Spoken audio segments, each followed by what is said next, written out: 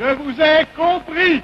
Alors peut-être, mais en tout cas, moi j'ai compris le livre de Nicolas Sarkozy, Le journal d'un prisonnier, et dans cette vidéo, je vous l'analyse. Alors, il faut commencer par la fin, en fin de compte. L'ouvrage de Nicolas Sarkozy se termine par une phrase: « À la santé, j'ai recommencé ma vie ». L'objectif de Nicolas Sarkozy avec cet ouvrage, c'est de montrer qu'il a eu un nouveau statut. Nicolas Sarkozy, on l'a connu, ministre, président de la République, ensuite avec des démêlés avec la justice, et l'objectif de Journal d'un prisonnier, c'est finalement de montrer sa réincarnation, sa nouvelle naissance, sans nécessairement se comparer à Charles de Gaulle, qui avait lui aussi été condamné par la justice, mais à l'époque de Vichy. Nicolas Sarkozy explique dans cet ouvrage un bon nombre de points de vue. D'abord que la France est le pays le plus politique au monde. Pourquoi est-ce qu'il explique ça? Justement pour montrer qu'il y a toujours un besoin en France d'avoir des médiateurs, des gens qui réfléchissent, qui incarnent, et c'est peut-être qu'il essaye de jouer. Depuis quelques mois maintenant, il veut peut-être s'inventer comme l'homme qui fera l'union des droites, qui n'a encore jamais existé, une sorte de Alain Minc qui d'ailleurs était l'un des faiseurs de président et qui avait été en quelque sorte le mentor d'Emmanuel Macron pour 2017. Et il parle d'ailleurs des leaders d'extrême droite dans son ouvrage, de ses échanges avec Marine Le Pen,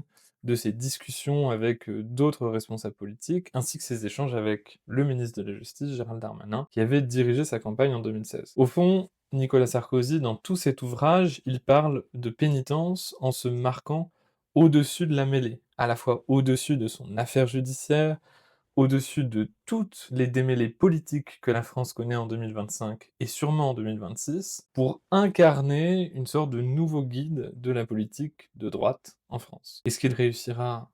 Ça, le destin nous le dira. Il explique en tout cas qu'il ne se présentera pas en 2027 aux élections présidentielles. À votre avis, est-ce que ce sera le cas?